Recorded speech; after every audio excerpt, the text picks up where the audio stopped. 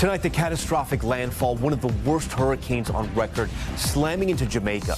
The monster Cat 5 storm sending rooftops flying, ripping a hospital apart. People reportedly trapped as waters quickly rise. 25,000 tourists stranded on the island, some huddling in hotel ballrooms, waiting out the worst. Officials warning crocodiles may be in the floodwaters. Our team in the storm zone and the Prime Minister of Jamaica joins Top Story, the most concerning report he's heard. Cuba and the Bahamas now bracing for impact. Officials saying the window to get out is quickly closing. The evacuation orders now in place. Al Roker with the latest track and the timing. Also breaking tonight, will the ceasefire hold? Israel ordering powerful new strikes in Gaza, accusing Hamas of firing on Israeli troops and failing to hand over hostage bodies. States snap back. The new lawsuit as the government shuts down, threatened to cut off 42 million Americans who rely on food stamps. The wild ambulance carjacking and chase caught on camera. A patient and paramedic still inside when the suspect took off. How it all came to a chaotic end. Trick or treat warning. The concerns over THC-infused snacks making their way into your kid's Halloween stash. We'll show you what to look out for. Plus, the fate of a former deputy accused of murdering Sonia Massey, now in the hands of a jury. The questions jurors had about a critical piece of evidence. Top Story starts right now. And good evening. As we come on the air tonight, one of the strongest hurricanes ever recorded, barreling through the Caribbean. Jamaica slammed with the full force of the monster Cat 5. Melissa roaring ashore there this afternoon, packing life-threatening winds and rain. And look at these flooded roads completely inundated as raging waters rush in. The warning from officials tonight, displaced crocodiles could be lurking in the water, and that is not a joke. Moments ago, the Prime Minister of Jamaica telling Top Story tonight his biggest concern is damage done to multiple hospitals. You can see that roof ripped apart on this one. The full scope of the devastation and potential loss of life on the island, not yet in full view. The Prime Minister also telling us it is still too dangerous for search and rescue teams to go out. We'll have that full conversation with the Prime Minister straight ahead. 25,000 tourists, though, still trapped on the island, some barricading themselves in hotel ballrooms like this. Melissa's next targets, Cuba, then the Bahamas, both bracing for direct hits. We have full team coverage tonight. Our reporter live in the storm zone and our meteorologist Al Roker standing by to time it all out. But we begin tonight in Jamaica, where NBC's George Solis is in the storm zone. Tonight, a devastating direct hit. Melissa slamming into Jamaica as a catastrophic Category 5 hurricane, pummeling the island with 185-mile-an-hour winds and torrential rain. The monster storm unleashing raging floodwaters and life-threatening storm surge, tearing roofs from homes and knocking out power for hundreds of thousands. This was the terrifying scene inside a hospital as Melissa ripped through. Tonight, officials cautioning people to avoid flooded areas where crocodiles may lurk. Kingston may have been spared the worst of Melissa, but we are still experiencing those strong tropical force storm winds. Before Melissa's historic landfall, officials had this dire final warning. Don't bet against Melissa. It is a bet we can't win. Melissa roared ashore midday in New Hope on the southwestern coast before slicing across the island to the resorts of Montego Bay. Unfortunately, it's here. It's here. Wind has been pretty gnarly this morning. Officials say some 25,000 tourists are stranded. We were advised to put one of our mattresses on the window and barricade it with the tables that we have in the room. People staying at this Montego Bay hotel were evacuated to the ballroom, where they rode out the storm huddled together on the floor. Yeah, the beach is just devastated. Christina and Tony Malscioti were in Negril celebrating their 10th anniversary. Like many tourists, they scrambled to try and get out before airports closed, but their flight was canceled, leaving them stranded. It was horrific. It was absolutely terrifying. And I think it was more for the fear of not knowing. I've broken down several times just crying. You know, I don't want to end my life here. Melissa tying the record for the strongest Atlantic storm to ever make landfall. This was the reaction from our meteorologist at NBC 6 in Miami, getting an update on the storm's unbelievable strength live on air. Oh, my Jesus Christ. The storm so dangerous, a hurricane hunter flight gathering data had to turn back for the second day in a row. Evacuations are now underway in Cuba, which is bracing for impact. While here in Jamaica, it could take weeks to fully assess the full scope of Melissa's devastation. These whipping winds expected to be with us through tonight. Now, Jamaican officials hope that they are able to assess the nation's airports tomorrow, both the one in Montego Bay and here in Kingston, to start some of those relief flights and bring help to those areas that have been devastated by Hurricane Melissa. Tom? George Solis for us tonight. George, thank you. Let's get right over to Al Roker. Al, Hurricane Melissa now one of the strongest Atlantic hurricanes on record, stronger than Hurricane Katrina. Walk us through what you're watching right now and where it is. Okay, so here we have right now, you can see that eye just making its way now across Jamaica, 15 miles east of Montego Bay, 145 mile per hour. Still a Category 4 storm. It's moving northeast at 8. This system has been moving relatively slowly, Tom. So as it pushes further to the north, it still is taking its time dumping tons of rain. Now, what's made this so strong? Well, the ocean waters are about 2.5 degrees warmer than average. So this rapid intensification, the strength of this storm, likely 700 times more likely due to human-caused climate change, which has created this monster storm, Tom. Yeah, and then where's it headed from there? We can see the tail end there of eastern Cuba, and it looks like it's going to be a bullseye. Yes, that's right. So right now we've got these tropical storm warnings. We've also got hurricane warnings right up through the Bahamas. This thing makes landfall sometime early tomorrow morning in Cuba, staying a Category 4 across the area, and then the rainfall amounts going to really exacerbate landslides, mudslides. We've talking about rainfall amounts anywhere from 5 to 15 inches of rain, and then the thing rockets off. It hits the Bahamas, the eastern chain of the islands there, but as a Category 3, and then continues, even still threatening Bermuda, Tom, as a Category 2 storm. Yeah, and then, Al, you've covered a lot of these storms. I have as well. I can tell you what concerns me is that we're not seeing a lot of what's happening in Jamaica right now. And even speaking to the Prime Minister, we're going to hear from him a little later. It's unclear, the picture. That concerns me. What about you? Well, I think just the strength of this system has really kind of, in a sense, not so much surprised us, because we started talking about this back on October 12th. And here we are now today still talking about Melissa, a monster storm. So the idea, what concerns me most, we didn't really have that many strong storms in the Atlantic to churn up the water. So this was really a powder keg waiting to blow with the right storm, and Melissa turned out to be that right storm. All right, Al Roker, I know you're going to be watching this in the days ahead. Earlier tonight, as I mentioned, I spoke with Jamaica's Prime Minister, Andrew Holness, about the impact of Hurricane Melissa and the status of his people. Prime Minister Holness, we thank you for taking the time to speak with us and update us on how your people are doing tonight. How is it right now in Jamaica? Jamaica has sustained a major impact from a Category 5 hurricane, one of the strongest hurricanes to have hit Jamaica, and certainly within the top 10 strongest hurricanes recorded. The corridor of damage is significant. We have lost hospitals. Certainly, our road infrastructure would have been damaged, which would include bridges, gullies, and waterways. The housing infrastructure would have been severely impacted in the corridor that the hurricane traveled. The hurricane hit the southwestern end of the island and crossed the island going northwards, and it should be now leaving the island, but behind it is a trail of destruction in the corridor of impact. Prime Minister, I pick up that you're speaking in the past tense. Is that because you already know some of this, or you haven't been able to get communication because all that communication has been knocked out? Well, you know, when you're hit by a Category 5 hurricane, it's highly unlikely that you will be able to have communications uninterrupted. So in some parts of the island, communication is down. Electricity would be down as well, some preemptively. But we are still able to keep contact right across Jamaica. So what I'm giving you would be the summary of reports to date, to this point. Is it fair to say, because the hurricane is still over Jamaica, you truly have no sense of how bad the damage is right now?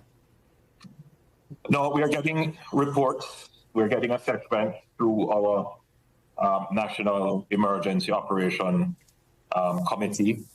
So we do have a sense of what the damage is, but clearly, it would only be after the passage of the hurricane and it is safe to conduct proper damage assessment that we will see the full picture. But the picture right now suggests that damage within the corridor of impact is significant. What has been the most concerning report you've gotten so far from anyone out there in Jamaica? Well, the impact on our hospital system in the areas that have been impacted, at least 2 or 3 hospitals have been severely damaged. Clearly, impact on our road infrastructure.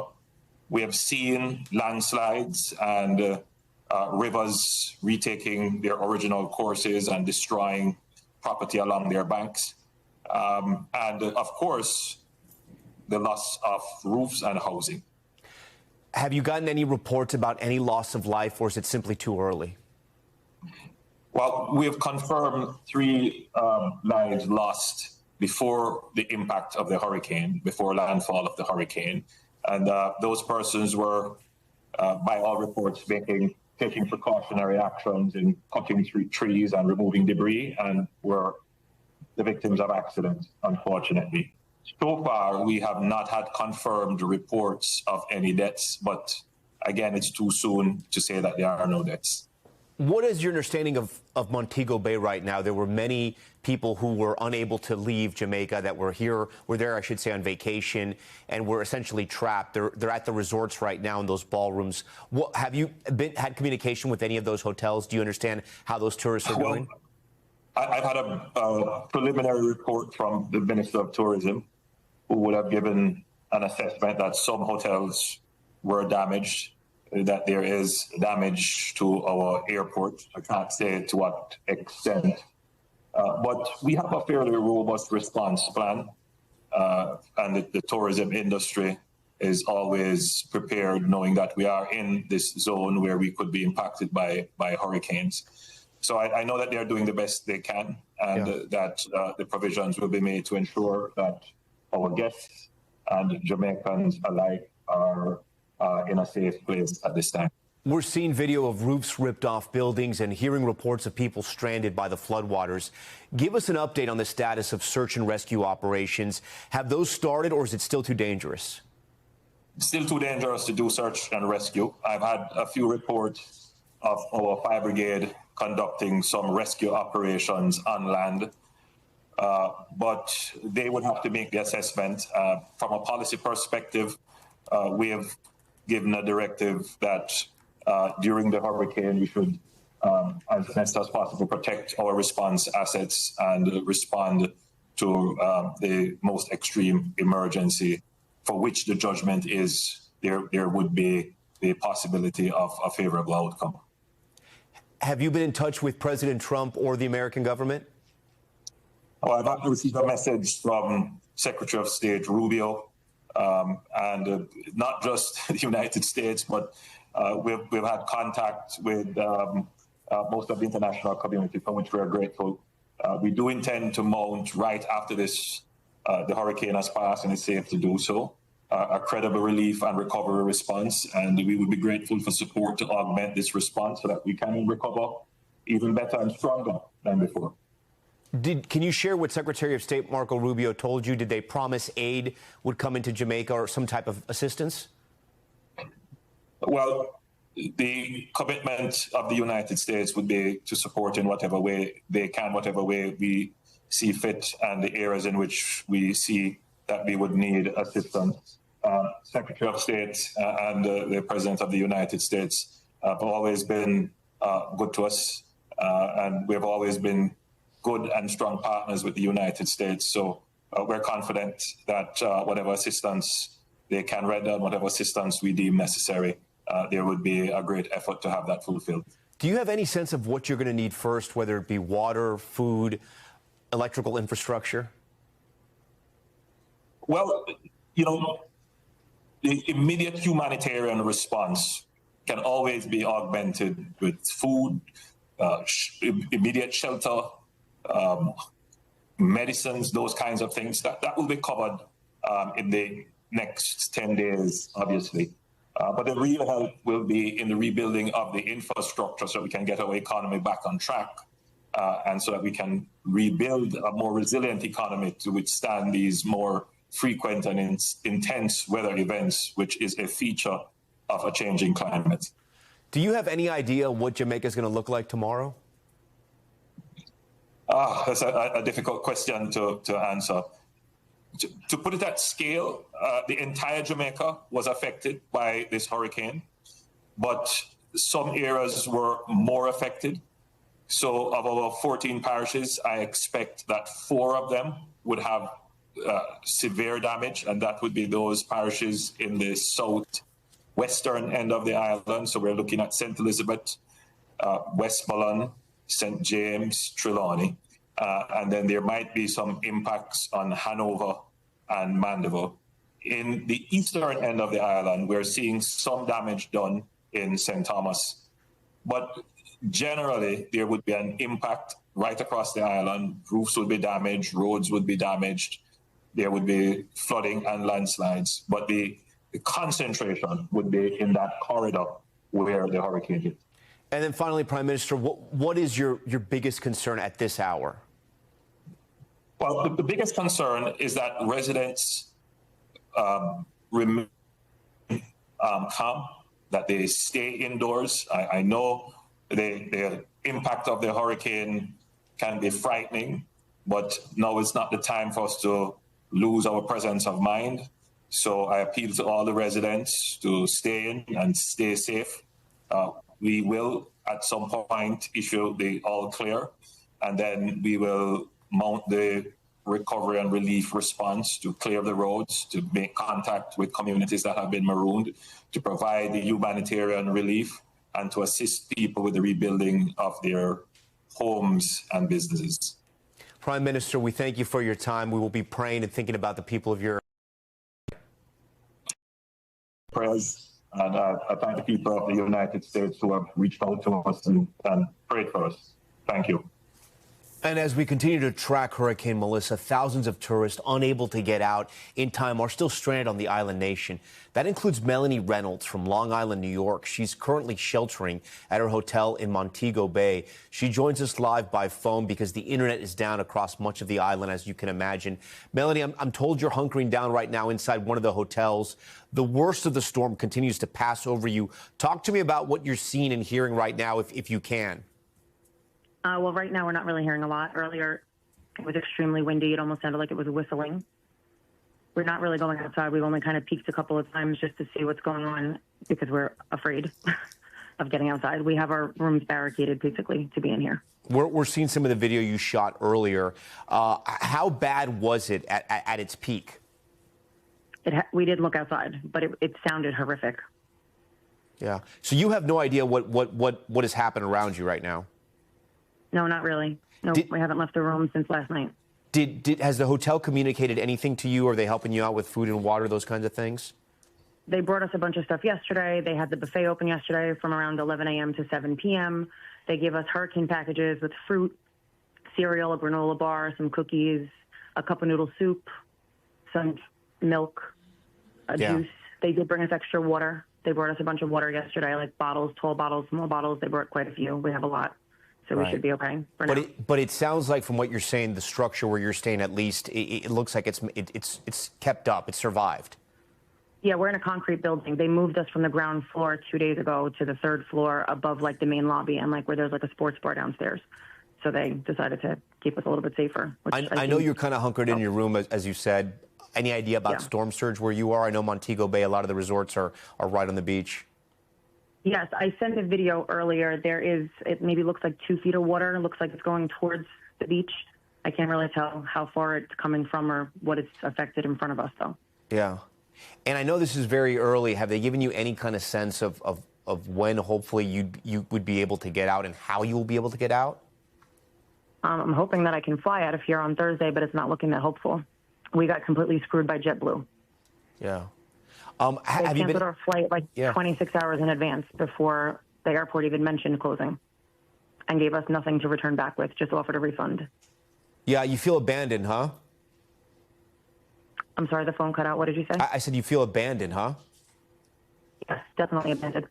They didn't care about us at all. Yeah. They canceled us at 8:30 in the morning on Saturday. Our flight was at 9:56 on Sunday. And within like a half an hour, they were like, there's no other flights. You're on your own, basically. Yeah, there's no way to get out. There's no way to get out. No. It's going to be really hard now. I don't know if you could hear the Prime Minister interview we had, but it sounds like some of the airports there's been some damage there as well. But again, no one really has a sense because no one's been able to get out, just like yourself, and communication has been cut off in a lot of parts. Have you had any contact with any of the other hotel guests? Have you heard anything else that's going on in Montego Bay? Not really, just a couple of people in the hallway saying they've never even experienced a hurricane. Some of them live in Toronto.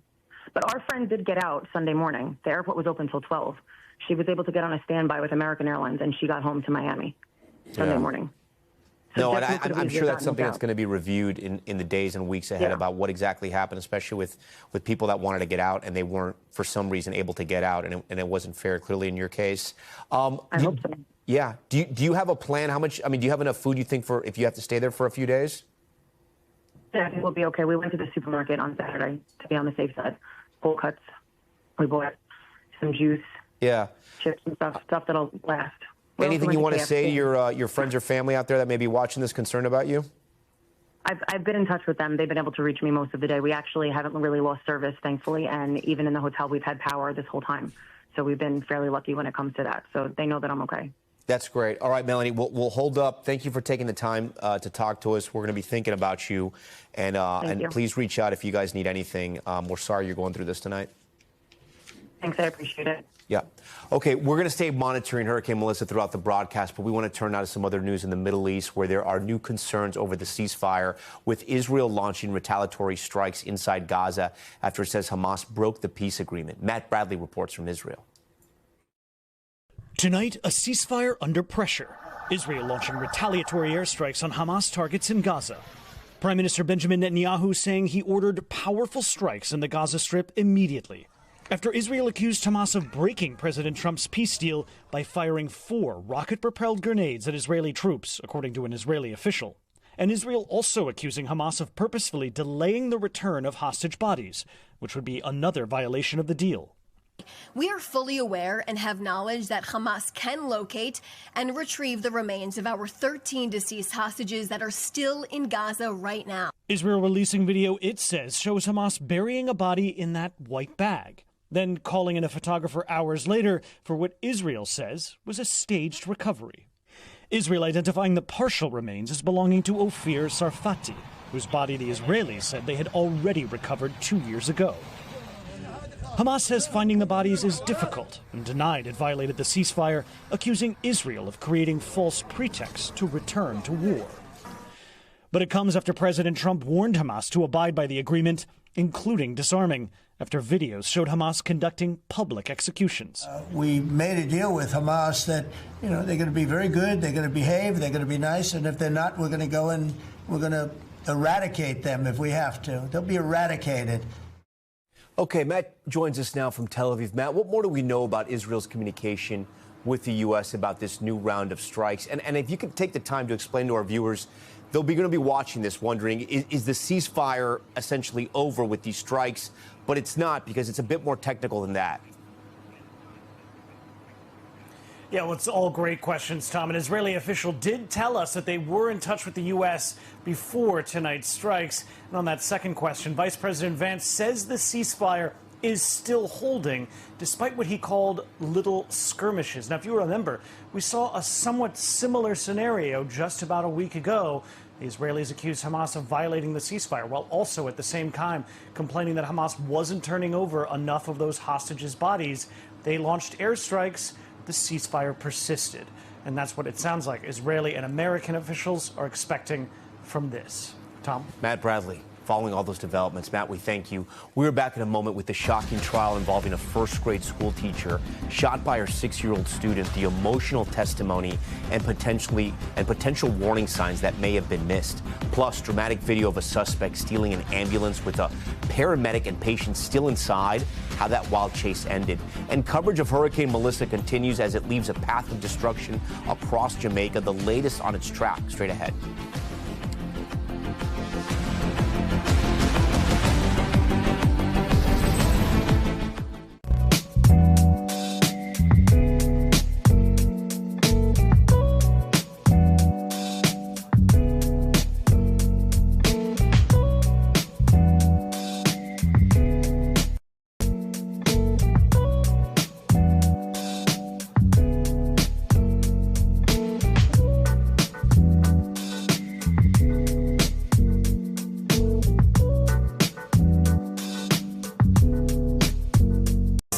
top of breaking news and the biggest stories of the day with NBC News Daily. Thanks for being with us. I'm Vicki Wynn. I'm Morgan Radford. I'm Sinclair Samore. And I'm Kate Snow. Get in-depth reporting from across the country. Flood-ravaged communities now facing another powerful storm. And around the world. People flocking to Sicily. Mount Etna is erupting. And ways you can take care of your health. What can people do when they're entering the doctor's office? And your wallet. That could save you hundreds of dollars a year. NBC News Daily. Weekdays from 12 to 4 p.m. Eastern on NBC News Now.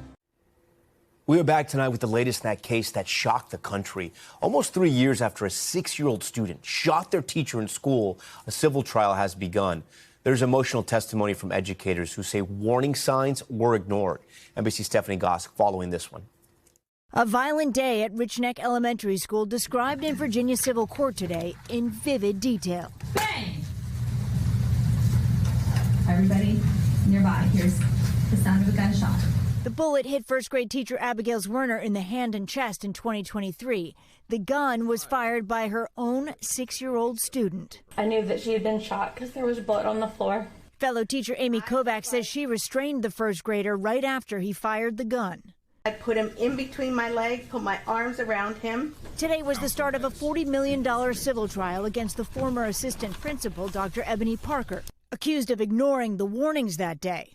Kovac using initials to refer to the minors. 2 little girls came out of Abby's room to the doorway while I was still in the hall and told me that JT had a gun in his bag. Kovac testified she repeatedly told Dr. Parker. How many times did you tell Dr. Parker that 3 you were times. concerned that JT might have a gun? 3 times. Another teacher says she reported the same thing after speaking to a different student. I was convinced that there was a gun after I spoke with R after recess. The defense suggesting there was a collective failure. Everyone was exercising independent judgment and discretion. But ultimately telling the jury the shooting couldn't have been predicted. No one could have imagined that a 6-year-old first grade student would bring a firearm into an elementary school. The former assistant principal is also charged with criminal child negligence. Her attorney has not responded to requests for comment. Tom? All right, Stephanie Goss for us. Coming up on Top Story tonight, more coverage of Hurricane Melissa's historic landfall. And here at home, we're also watching a separate storm system. Look at that. The dramatic video just in of more houses collapsing in the Outer Banks. Plus the new lawsuit against the maker of Tylenol. Why Texas is suing the company over unproven claims about autism.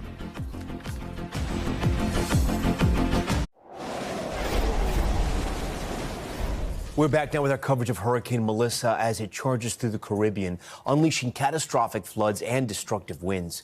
This is where Melissa is right now, the Cat 4 storm slowly exiting Jamaica, now headed for Cuba, but leaving behind a path of destruction. And here's a look on the ground in Mandeville, Jamaica. This is new video that's coming into our Top Story newsroom right now.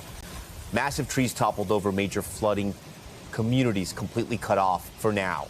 Joining us tonight is storm chaser Brandon Clement, who joins us live from Kingston. Brandon, great to see you tonight. I know you've covered a lot of storms, you and your teams. Talk to us about what you've seen on the ground in Jamaica. Well, you know, it really didn't look bad where we were. Saw trees down, some roof damage, telephone poles, billboards. But it got to the point where we started off in Kingston this morning, progressed west, trying to get closer to the storm. But once you got to around Mandeville, the central part of the island, the roads were just cut off by trees or power lines being down or flooding. So you couldn't really get farther west. But it's a certainty whenever you have a storm of that strength. You know, once you start talking about a high-end Category 4, in this case, a high-end Category 5 hurricane, wherever that eye made landfall, the eye wall, it's going to be catastrophic damage from the point of entry where it entered the country to the point where it exited. Yeah, Brandon, you know, I've covered a lot of these storms like yourself. We're not seeing a whole lot from Jamaica. We're seeing bits and pieces here and there for a variety of reasons, right? The hurricane just hit. It's also an island nation. I mean, there's not as much media covering this one as something that hits the U.S. Are you concerned that the damage could be more widespread than what we know right now? It's a certainty. It's what we've seen. It's just a snippet. It's not nearly anything compared to what actually happened. Once people are able to get in, once I'm able to get in, hopefully tomorrow, I'm going to try and get in some spots and get the drone over some of these areas. People are going to be shocked, especially where the storm surge came in on some of the beaches and where that eye wall came along, made landfall. It's going to be really bad. Even though the houses here mostly are made of concrete, they're still going to be missing roofs. They're still going to be gutted from the inside out from flood waters. The trees are going to be a complete loss, especially where that eye wall came along. I'd say at least to the center of the country. You're going to have landslides. The flooding is really bad. We could only get to certain places before we got cut off at flooding. Mandeville, they were doing search and rescue and trying to pull people out of some homes there. Unfortunately, we couldn't get back to get video of it because the water was just too high. So once that water comes down, once the trees are cleared and roads are accessed into some of these communities, and a lot of this won't be tomorrow. Some of these may take days or even weeks to get in. It's about a 40 or 50 mile stretch of roads going in that are going to be blocked by trees. And of course, the closer you get to the landfall area, the more trees that are going to be down. You're east of the major damage right now. I am curious, though. You have a pretty strong signal. How are you guys able to broadcast to us? I've actually got a backup generator, and we've got a fiber internet connection in Kingston, so we've got absolutely great internet. Yeah, and so you and your team, you go in there, you're a storm chaser, you know how to do these things. It's sometimes easy to get in, it's not easy to get out. Any idea how and when you're getting out? I could get out. I can move around freely right now. East side of the country is not bad. Kingston really got lucky. This storm basically did a horseshoe all the way around Kingston and stayed 60 plus miles away just for the outer impacts to start touching it. This could have gone way worse for Kingston. Unfortunately, when one area gets spared, that means another area gets hit harder. And the west side of the country, they really took it on the chin. I know we haven't seen the video. I know it hasn't been that. It hasn't looked that bad because we haven't seen some of the sites. But I know once we get out there and once people get out there and start telling the stories and showing the sites, it's going to shock people. Brandon Clement, we thank you for your time. Please stay safe tonight, you and your team out there. I'm sure we'll check in the days ahead. Tonight, Cuba is next in Melissa's path. Landfall expected in the coming hours. Joining us tonight is NBC News reporter in Havana, Ed Augustin. Ed, thanks so much for joining us from Cuba. It's the calm before the storm there for many. I think you're coming to us tonight from Havana. Is that correct? Correct, Tom. Yeah, so you're a little bit west of where the storm is really going to hit. On a good day, it's hard to get food. It's hard to get water. Power sometimes goes in and out in Cuba. Do you know what the people in the Orient province on that eastern part of Cuba are going to be going through during this hurricane? Oh, they're going to be going through hell, and we've been on the phone all day to people in the east of Cuba. It's worth bearing in mind, eastern Cuba is the poorest part of Cuba. Houses there are more flimsy than there in Havana. Food shortages are stronger, are more pronounced. And the power cut situation, and we have power cuts pretty much every day in Havana, they're even worse in the east. So they're already living through hell, and it's going to be terrible tonight. I think it's interesting to note that given that the Cuban state and the Cuban people are going through such a terrible time and have been for the last 6 years, they've actually managed to evacuate a very impressive number of people. Compare it with Jamaica.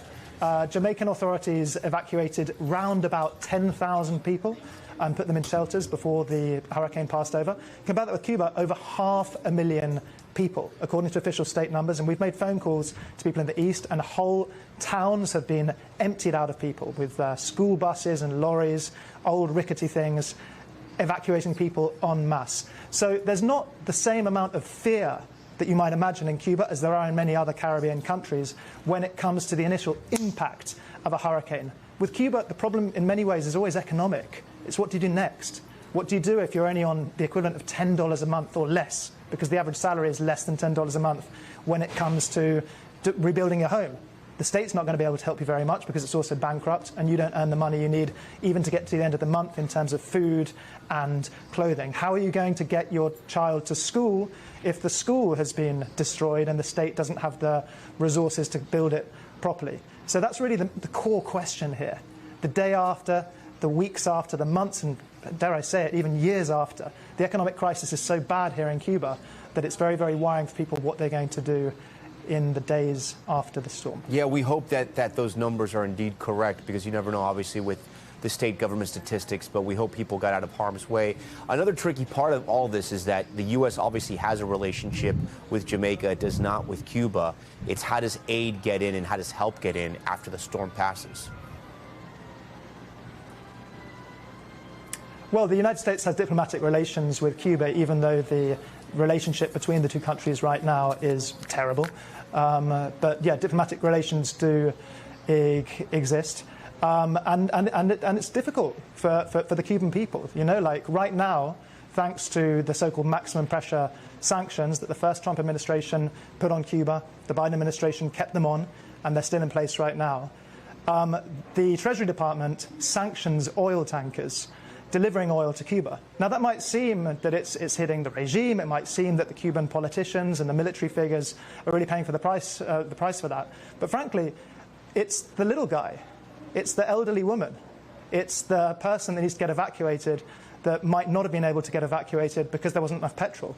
So those sanctions are directly undermining the attempt to protect people before the storm hits, and are going to make things far more difficult in terms of recuperation. So yeah, for sure, the terrible relationship between the two countries does make things more difficult when it comes to protecting life. Yeah, that poor country of Cuba needs so much, including human rights, gas, energy, so many things. All right, Ed, we thank you for everything tonight. We thank you for your report. Please stay safe out there. I want to bring in NBC News meteorologist Bill Cairns. Bill, this is such a historic storm. Walk us through why this one was so intense and how it stacks up in the record books. Yeah, and then coming out of that Cuba story, too, I also want to point out that the hurricane hunters just flew through the eye of it, and it's off the coast of Jamaica. And this is our first indication of how strong it's going to be when it gets to Cuba. It's not a Category 4. It looks like it's a Category 3 now, and it really shouldn't have much time to re-strengthen. So instead of it hitting Cuba as a 4, it looks like it'll be a 3. It doesn't sound like much, but just any little help is good. So let's talk about the record books, what happened today, because this was just off the charts as far as intensity goes, the size of the storm, how quickly it intensified. So these are all the records. So the biggest one is that strongest hurricane at landfall that we have on record. This will be this is preliminary. The Hurricane Center will go. They'll reanalyze everything that happened, and it could even go to number 1. But that just shows you that what we dealt with. This was a world record for the driest eye. So the eye, that clear that you see, and you saw the hurricane hunters flying around it. It was the clearest and driest that's ever been measured on the planet. Strongest storm this late in the season. I mean, it's almost Halloween, and we're talking about a storm that is incredibly strong that you'd think you'd have maybe in September, early September, the peak of the season. The third strongest storm ever measured in the Atlantic, and this now is the second most Category 5s in a season. It sounds like it's been like a pretty quiet season to most people, right? So as far as other storms that we're comparing this to, this was like stronger than Katrina. The max winds stronger than Katrina, even stronger than Andrew, some famous storms, Camille too. So you know this, Melissa's number 1 for wind, 185 at landfall. That's up there with Dorian. If you remember, Dorian was in the Bahamas a couple years ago, 2019. That was like a devastating storm for them. And the pressure, we measure pressure. The lower the pressure, stronger the storm. So when we see the pressure this low, we knew we were dealing with something pretty incredible. And this hurricane season, a lot of people's opinion in the U.S., it wasn't really all that bad. We've had 13 named storms, kind of close to average. Here's the paths of all the storms. And the biggest thing you notice is that none were really in the Gulf of Mexico, which has been great. We had our problems with that the last 2 decades. East Coast only had 1 little minor tropical storm. As far as the hurricanes went, we actually are a little behind. Typically, we have 7. We've had 5. And as far as major hurricanes go, and this is what's interesting, we didn't have a ton of hurricanes, but the ones we did were very powerful. We've had now 4 major hurricanes, and 3 of them were Cat 5s. We were just lucky that these other ones missed the East Coast, Tom. All right, Bill Cairns first. Bill, I know we're going to stay tracking this throughout the broadcast and through the night into the days ahead. We thank you for your perspective. Time now for Top Stories Newsfeed. We start with the Trump administration carrying out more military strikes against boats that say we're smuggling drugs into the U.S. Defense Secretary Pete Hegseth says 4 vessels were hit in the Eastern Pacific, killing 14 narco-terrorists. He didn't provide any evidence, but he claims 1 person survived. Critics have questioned the legality of these strikes. And the Texas Attorney General is suing the companies behind Tylenol, saying they deceptively marketed the drug to pregnant mothers and hid the potential risks of causing autism. The maker of Tylenol, Kenvue Brands, is pushing back on the claims. It says that acetaminophen, the active ingredient in Tylenol, is a safe pain reliever for pregnant women. To be clear, most scientific studies suggest no causal link between autism and the exposure to Tylenol while in the womb. And 25 states suing the Trump administration for refusing to fund SNAP benefits during the government shutdown. Right now, nearly 42 million Americans rely on food assistance that is set to expire on November 1st. State officials argue the administration has a, quote, legal obligation to maintain funding for food stamps. And dramatic new video from the Outer Banks. Look at this. A powerful wave and strong winds caused at least 5 homes to collapse today. Here you can see some of them crumbling into the ocean. Officials say they all went down within a few hours. None of the homes were occupied at the time. Okay, next tonight, the fate of a former deputy now in the hands of an Illinois jury.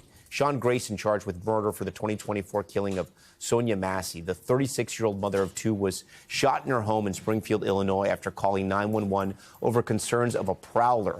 This body-worn camera capturing the incident was among the evidence presented to the jury. The jury has been sent home tonight, with deliberations set to resume tomorrow morning. NBC News legal analyst Danny Savalos joins us now in studio. Danny, Grayson is facing a first-degree murder charge in this case. You've been tracking this for us. They can also consider a second-degree murder charge. What's behind that? It's a little unusual in Illinois because in Illinois, before the jury can even consider second-degree murder, they have to find all the elements of first-degree murder. Then, if and only if they do, they move on to second-degree murder, where the key is justification, and specifically whether or not the belief that force was necessary by the defendant was unreasonable. So in other words, he can get to second-degree murder if all the elements of first-degree murder are there, but he had this unreasonable belief that force was necessary. And because of that, he does have a real shot at a second-degree murder conviction. I don't see an acquittal across the board in this case because you have an officer, a brother officer, or a deputy who was there at the time, essentially testifying against him. A key piece of evidence, obviously, is the body cam in this case, and the jurors asked to see that again. What does that tell you? It tells me, now remember, during the actual trial, jurors were really affected by images and body cam. There were tissues passed around. At least one juror couldn't even look at the gruesome images. So that they're asking to see it again, in my view, is not good for the defense, because there's nothing about the body cam in general that is helpful for the defendant in this case, especially coupled with the corroborating testimony of the brother deputy who's there. I say brother deputy, I mean fellow deputy who was there at the time. Okay, Danny Savalos first. Danny, always great to have you in studio. Danny, we thank you. Now to the wild chase caught on camera in Michigan. The suspect stealing an ambulance with a paramedic and patient still inside. NBC's Sam Brock picks it up from there. In a scene straight out of a Hollywood script. Someone just took the MedStar ambulance. Or even a video game. Police in Novi, Michigan, flying through the streets of suburban Detroit, construction zones and all. In construction zone. Chasing the suspect, they say, stole that ambulance, which had a paramedic and a patient in the back as it careened down the road. 34 years of policing. How rare is what you just witnessed? In my 34 years of policing, I have never seen this kind of thing before. I would say that it is off the scale. It all started after a car accident. Police say the suspect caused the wreck, then tried to flee. You can see him getting into the ambulance and driving away. And at some point, he made the decision to jump in the running ambulance and take off. The roughly 4-minute-long pursuit, ending with this collision. And officers trying to arrest Shang Lin Lee, who police say attempted to grab one of their firearms. At his arraignment, Lee pleaded not guilty. The paramedic and victim in the back of the ambulance were injured, then released from the hospital, and another driver suffering cracked ribs and a dislocated shoulder. We're very fortunate that it did turn out how it did. Could have been much, much worse. And it should be noted, the Novi Police Department has a very strict policy when it comes to pursuits, guiding their decision-making. And Tom, ordinarily, in this kind of situation, they would not be inclined to pursue. That's because of the traffic and road conditions, among other factors. But the fact that police knew that there were two people being held against their will in an ambulance and not knowing what the intentions of the driver were moved the needle in this case. The police chief telling me he is just grateful with how the officers conducted themselves and brought the driver into custody. Tom? Sam Brock for us. Sam, we thank you. Still ahead on Top Story tonight, the new warning about look-alike candy and snacks that actually contain THC. What parents need to know ahead of Halloween. That's next. Back now with the big cuts from the nation's second largest private employer. 14,000 Amazon employees now out of a job. The e-commerce giant citing the ongoing AI transformation as the reason. NBC's Christine Romans has this look at how businesses, large and small, are turning to AI. Tonight, the massive cuts at Amazon. 14,000 corporate positions slashed, as the company says it is staying nimble as it embraces the changes brought about by artificial intelligence. In a company memo calling this generation of AI the most transformative technology we've seen since the internet, adding Amazon needs to be organized more leanly CEO Andy Jassy said this summer. With every technical transformation, there will be fewer people doing some of the jobs that the technology actually starts to automate. LinkedIn chief economist Karen Kimbrough says this is just the beginning. What we're seeing is it's jobs in HR and marketing, also engineering, media and comms. We're going to have a long, I think, 5 to 10 years of watching roles, evolve under the pressure of AI, but there's also going to be some new opportunities. Opportunities also for small businesses. At this popcorn shop in Maine, Julie and Paul Roberts make 40 flavors of popcorn. Their newest ingredient, AI. We have been able to create a whole brand new website with the use of AI. I have used it for our social media, for email blasts. It's been incredible. And that's instead of hiring a person. It is, yes, absolutely. A new technology she can't afford to pass up. Christine Romans joins us now in studio. So, Christine, the question I have for you is, the market still doing really well, but a lot of people are losing their jobs in part to AI. At some point, those people losing their jobs are going to cut back on spending. It's so fascinating because Wall Street is just absolutely euphoric about the trillions of dollars in AI spending these companies. And it's really early innings. There will be some hits and misses, no question here. But it's that same anxiety, people who are worried about losing their jobs. At what point does that start to hurt the overall economy? It's interesting because the Federal Reserve is meeting this week. It's expected to cut interest rates, in part because the job market is weak. So you have all of this strength in AI spending, record highs in the stock market. But on Main Street, you've got these concerns about a slowing job market, and the Fed also concerned about a slowing job market, likely to cut interest rates. I'm sure we're going to cover this day to day. Christine Romans, we thank you for that. Next tonight, to the warning for kids and their parents just days before Halloween. This is a strange one. Police in Michigan sounding the alarm about THC products that look almost exactly like popular brands of chips and candy. NBC's Adrian Broadus has this one. Take a look at these photos. They look like Doritos, Jolly Rancher candy, and Funyuns, but they're not. They fooled a group of trained police officers because of how close the packaging looked to the real thing. These snacks were discovered at a home in Michigan by police during an unrelated investigation. They're infused with THC, the active compound in weed. That's not all. The one had the psychobilin mushrooms, and if he that has a very serious medical effect. The giveaway? A subtle THC label in the corner and the word medicated. Still, officials say the packaging is almost identical to what you'd find on store shelves. The Lay's barbecue chips look dead on. I'd have grabbed a bag of those in a second. Police say there's no evidence these treats were intended for children, but they're using the discovery to reinforce Halloween safety.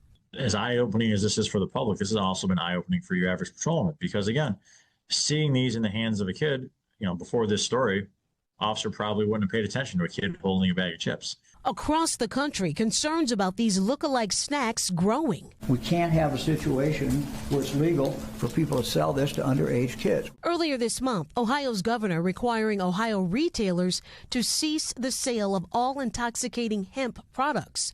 Products made from hemp but processed to produce marijuana-like effects, often sold with fewer restrictions like age limits because they fall into a legal gray area due to their hemp ingredients. In Arkansas, the Department of Finance and Administration issuing its own warning about THC products resembling popular brands. What type of symptoms or signs should we look for? Nausea, vomiting, maybe a fast or even a slow heart rate with extra exposure or intoxication, seizures, and even coma can happen. Little ones are particularly vulnerable because of their size as well as the size of their brains. Adrian joins us tonight from Chicago. So, Adrian, what are the main tips officials have for parents this Halloween when it comes to sort of these candies that you may be concerned about? Yeah, Tom, first things first, police say once your kids get their candy, make sure you dump it all out and check the packaging. We'll dig in later. But for example, this looks like the real deal, so it's good to go. Aside from that, if there's any snacks with that THC label, investigators say make sure you store that product like you would medicine. And bottom line, take those few extra steps to make sure all of the candy is okay. Tom? All right, Adrian Broadus, we thank you for that. We thank you for watching Top Story. I'm Tom Llamas in New York. Stay right there. More news on the way.